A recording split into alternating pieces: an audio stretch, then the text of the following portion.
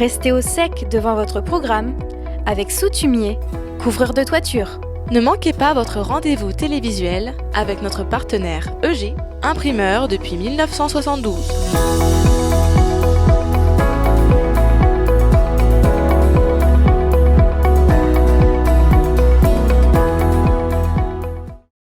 Les 5 dernières minutes, aujourd'hui, j'ai le plaisir et l'honneur à chaque fois de recevoir Sylvain Briand sur notre plateau. Bonjour Sylvain. Bonjour Miguel et merci de m'accorder un petit temps d'antenne. D'une part, c'est le partenariat qui nous unit et puis surtout merci de nous recevoir à chaque fois ici chez toi. Là, nous sommes sur la scène, comment on l'appelle cette scène-là ? Le club. Le club, voilà. Nous sommes sur une petite scène, ma foi, fort sympathique. Et puis on est très content d'avoir déployé tous ces moyens avec toute l'équipe qui ont bien galéré ce matin. En tous les cas, Sylvain, tu es évidemment le directeur et le programmateur du Silex, du Jazz Club et du Festival Catalpa. Oui, tout à fait. Avant de rentrer dans le vif du sujet, c'est-à-dire les 10 ans, c'est-à-dire qu'est-ce qui va se passer au Catalpa, etc., Oui. un petit focus sur toi. On sait que tu es le directeur évidemment du Silex, mais tu as aussi été entre 2007 et 2010 le directeur et programmateur au cabaret L'Escale à Migène. Oui, tout à fait. Ouais. Donc à l'époque, je rentrais de l'étranger. J'avais vécu 3 ans à l'étranger, en Afrique notamment. Et de retour en France, j'avais été embauché à la mairie de Migène. Oui, tu en as été le directeur culturel. Ouais. Voilà. Et puis, à un moment, M. François Boucher avait l'idée de relancer le cabaret L'Escale. Et il m'a confié les clés de la maison, entre guillemets, pour relancer cette activité-là. Et ça a tellement bien marché que derrière, d'autres propositions ont suivi, notamment celle du Silex, qui est arrivée en 2010. Donc voilà, on fête aujourd'hui 10 ans d'une arrivée dans Lyon improbable, par un pur hasard. Et l'ouverture du Silex en 2010, c'est 10 ans après de progression. Absolument. Ouais. Et puis de projets aussi denses les uns que les autres. Voilà, Tu es également diplômé, tu as le titre d'ingénieur maître des métiers de la culture, c'est ça. Ouais. Donc voilà, c'est ce diplôme qui t'emmène en arriver aujourd'hui à diriger des salles. Oui. Alors en France, il y a à peine 120 lieux labellisés SMAC, donc il y a 120 SMAC à peu près dans toutes les grandes villes de France. Auxerre, c'est la plus petite ville à avoir un dispositif comme celui-là, avec un projet ambitieux, une salle de cette taille-là. Donc oui, c'est un défi. Est-ce que tu as aussi un DUG, de géographie, cartographie. Alors, comment tous ces chemins Moi, je suis né à Semur-en-Auxois, donc pas loin d'ici. J'ai fait mon collège-lycée à Semur. Je suis un vrai bourguignon, oui, tout à fait. Et puis après, j'ai fait mes études à Dijon avec un DUG AES au départ, et puis après un DUG de géo. Mais j'avais pas envie de devenir ni prof, ni tenter les concours. J'avais envie de faire autre chose. Je faisais beaucoup de culture déjà à l'époque. J'organisais des concerts. J'étais très lié à diverses associations sur Dijon ou sur Semur. Puis j'y ai pris plus que goût. Je me suis dit qu'il fallait peut-être en faire un métier. C'était il y a un petit peu 25 ans. C'est ça, c'est 2001, 2004. Voilà. Mais c'était pas aussi structuré ni professionnel qu'aujourd'hui. On se rend pas tout à fait compte. Mais à l'époque, c'était un balbutiement. Ces métiers-là n'existaient pas vraiment. Ouais. C'était beaucoup d'associations un peu amateurs, mais qui faisaient très bien, mais amateurs. Et ensuite, ça s'est fait comme ça, le réseau s'est constitué, j'ai jamais lâché, je suis parti à l'étranger quelques années. Quel coin de l'étranger ? Un peu partout ? J'ai fait les Pays-Bas, j'ai fait la Bulgarie. Donc on prend un petit peu, on regarde ce qui se passe un peu là-bas ou c'est dans un autre domaine complètement différent ? Non, c'était dans le réseau culturel français de l'étranger, c'était toujours dans une activité artistique et culturelle avec une diffusion d'artistes français à l'étranger. Et puis en Afrique, au Togo, suite à une guerre civile, j'étais obligé de rentrer en France. Ah, bien sûr.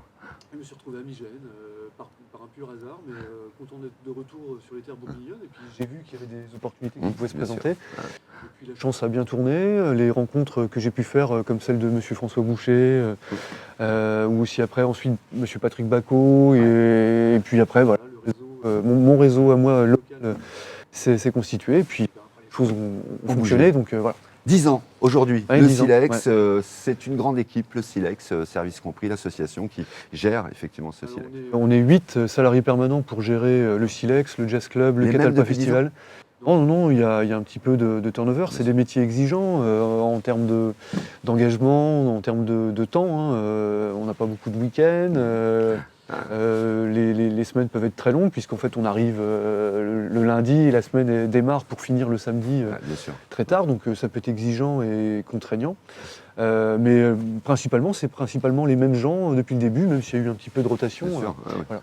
Mais voilà, et puis les intermittents qui sont aussi avec nous. C'est ce que j'allais dire, vous qui faites sont évidemment travailler les intermittents du spectacle. Oui. Et nous, on est dans des métiers très techniques aussi, où il y a cette valeur ajoutée quand même de la qualité du son, de la lumière qu'on peut produire sur un concert. Donc on est avec les meilleurs du département, je pense, y compris en son, en lumière, mais vraiment c'est... Voilà. Hier soir, pardon ouais. Sylvain, je te coupe parce que j'ai peur d'oublier des choses. Hier soir, donc c'était l'ouverture. Dehors, il y a un gros ballon gonflable, si je puis dire. Voilà, un igloo. C'était donc l'ouverture. C'était place évidemment aux partenaires. Tous les partenaires sont venus hier soir. Puis un concert hier qui était complet. Comment ça s'est passé hier soir, jeudi soir? Très bien. Donc c'était effectivement, il y a eu un temps fort avec nos partenaires, les bénévoles et puis tous les gens qui nous aident au quotidien sur le Silex ou sur le Catalpa à faire notre métier correctement. Donc effectivement, il y avait des partenaires privés, des partenaires publics, et comme TV connaît ça aussi par cœur, on a besoin de ces financements extérieurs aussi pour abonder le projet, les faire grossir. Et puis il y avait le concert de Soviet Suprême qu'on avait déjà fait au Catalpa. Soviet Suprême, ça devait être quelque chose. Et en plus, c'est un petit clin d'œil en période électorale, ça permet de rire un peu, et puis sans provocation, juste de Bien sûr, ouais. C'est second degré, absolument. 500 places, ils étaient toutes pleines de l'autre côté. Oui, même un peu plus, c'est un peu problématique hier. Ah ouais? Oui, on a poussé les murs. On peut pas, mais ouais. Les gens se sont un peu serrés, c'était plutôt convivial et chaleureux, comme Soviet Suprême s'est proposé des concerts aussi chaleureux. Ouais. On les avait fait sur Catalpa en 2015, ça reste un excellent souvenir. D'accord.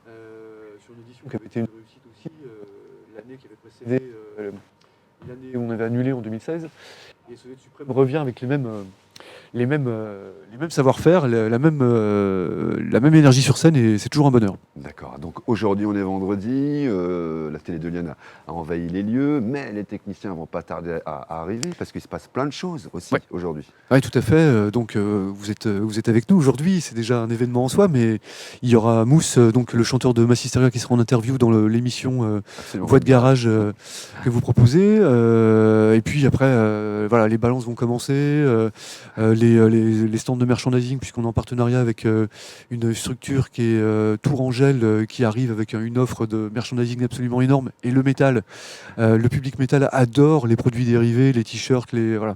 Tout ça, donc, ça va être cet après-midi. Ouais, tout va se monter, tout va se... Voilà. À côté de ça, il y a du démontage aussi, donc il y a plusieurs équipes qui vont se croiser. C'est toujours cette fourmilière ou cette ruche qu'on adore, nous. Et c'est toujours intéressant de voir les gens bosser et puis de participer à cette énergie collective. 10 ans, ça veut dire que c'est 3 jours de concerts, 3 jours de festivités ici au Silex. Donc demain, qu'est-ce qui se passe? Pardon.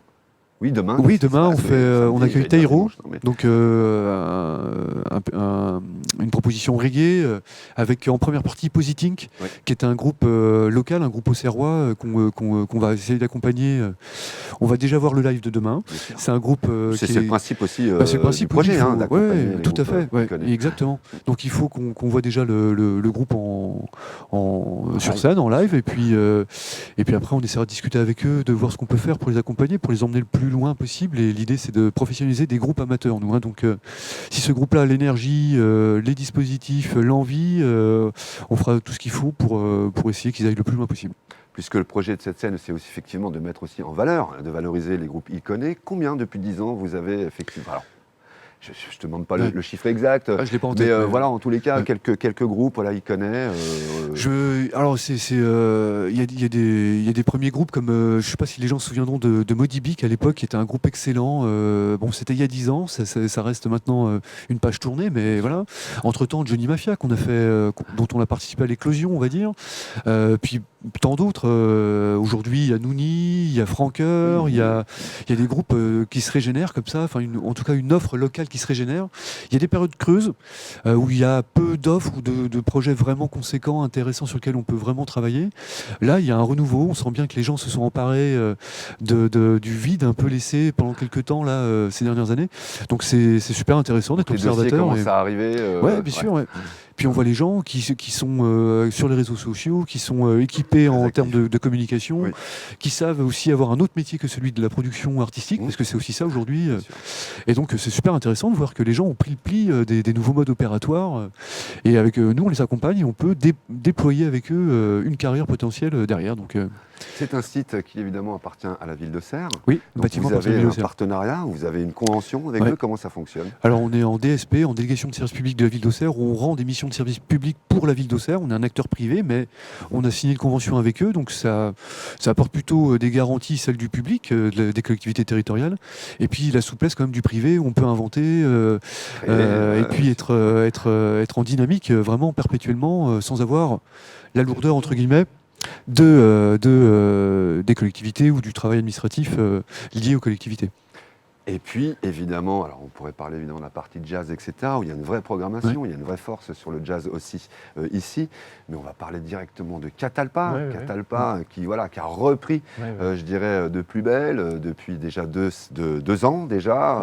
L'an dernier, c'était un carton. Alors là, la reprise était déjà énorme. L'an dernier, c'était... Et cette année, qu'est-ce qui nous attend, Sylvain? Alors c'est vrai qu'en 2017, en 2016-2017, c'est 2 années un petit peu difficiles. 2016 on annule, 2017 on fait une année de transition, mais on veut rester dans le paysage, on se bat, etc. 2018 on revient, on attend, on interroge un peu le public et tout, il revient en masse. Donc on est reparti pour un tour. 35 000 sur le week-end. On était à 36-37 je crois en 2018. Énorme. Et puis 2019 il fallait confirmer, il y a eu la canicule, c'est chaud. C'est un on doute. A perdu une de machine. Oui, on a tous souffert de la chaleur. Mais après, on s'est vite rendu compte que c'était l'un des endroits les plus frais d'Auxerre, enfin frais entre guillemets. Sous les arbres. On était bien au bord de l'eau et tout. Et puis là, confirmation, le public est revenu. On le sent sur les réseaux sociaux dès le mois de janvier, notamment les réseaux sociaux, mais les appels, puis vous attaquez hyper tôt. La com. Oui, bien sûr. Il faut aller chercher un public loin, parce que le public ne vient pas que d'Auxerre et de Lyon. On a géré des bus depuis Montpellier, enfin pas que depuis Montpellier, mais il remontait du public depuis Montpellier, depuis la Belgique et tout. Donc ça devient un lieu un peu un instant convergent, même international, puisqu'il y a des Belges, des Luxembourgeois, peut-être des Anglais là cette année. Enfin voilà, voilà. Et du coup cette année, qu'est-ce qu'on va proposer? Quel est le barnum de cette année? Alors on reprend la même recette, celle de la gratuité, les 3 jours, donc 26, 27, 28 juin, le parc de l'Arbre Sec, qui a un écrin absolument magnifique à exploiter. Et puis sur la programmation, on a déjà annoncé plusieurs noms, notamment Tiken Jah Fakoly en tête d'affiche le vendredi sur la soirée reggae. Il y aura aussi dimanche les Négresses Vertes, qu'on a déjà annoncé. Et je peux vous garder pour Comcom TV un petit scoop.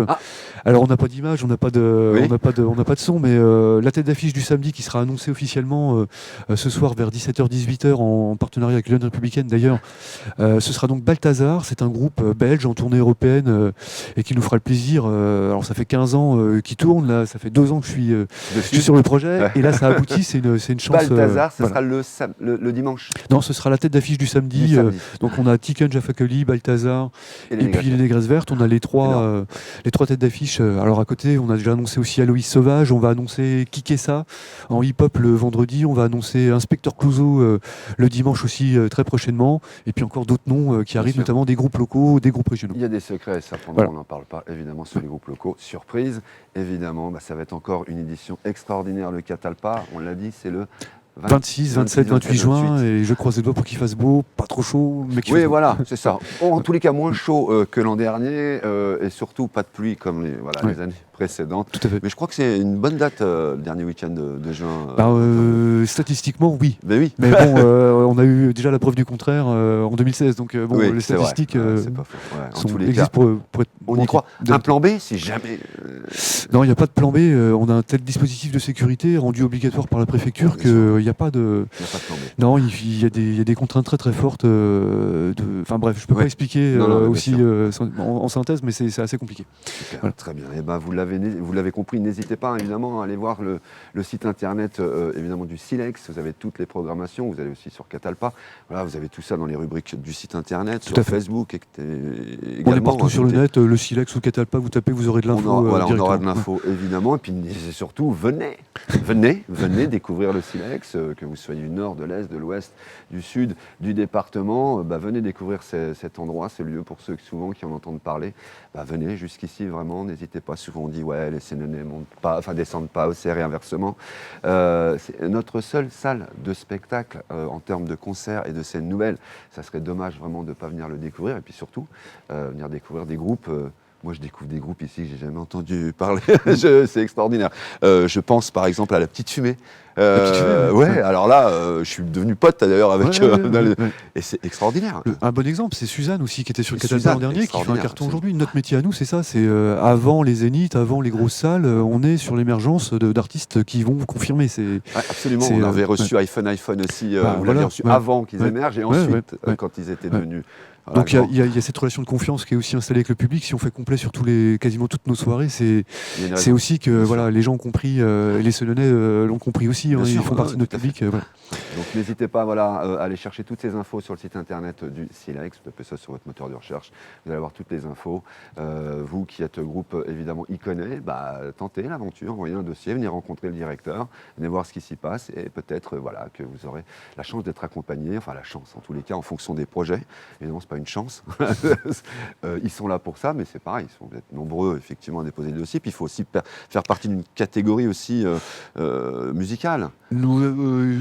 C'est à géométrie variable. Il faut vraiment une volonté, celle de la professionnalisation. Il faut qu'il y ait derrière une envie de carrière. Peu importe le style de musique. Peu importe le style de musique. Après, il faut quand même une production artistique de qualité. Il faut un entourage. Il faut être capable. Il faut avoir compris un peu l'écosystème qu'il y a autour de la musique aujourd'hui. Là, on gagne du temps et ça permet parce qu'en fait, le temps compte beaucoup. Il y a toujours une urgence quand on produit artistiquement quelque chose. Sauf que le temps est beaucoup plus long quand il s'agit de défendre et de vendre un projet derrière. Donc, voilà. Très bien. Écoutez, en tous les cas, merci beaucoup Sylvain Briand. Merci Cocop TV. Nous, le JT va se terminer avec évidemment la page météo dans quelques secondes. Et puis nous, on va continuer de se voir cet après-midi sur une émission Voix de Garage. Donc je vais changer de costume et on va parler musique, évidemment, avec les groupes que vous recevez aujourd'hui et demain. Merci beaucoup Sylvain. Merci Cocop TV. Merci Miguel. Merci à toi. C'était les 5 dernières minutes avec Sylvain Briand, le directeur du Silex. Restez au sec devant votre programme avec Soutumier, couvreur de toiture. Ne manquez pas votre rendez-vous télévisuel avec notre partenaire EG, imprimeur depuis 1972.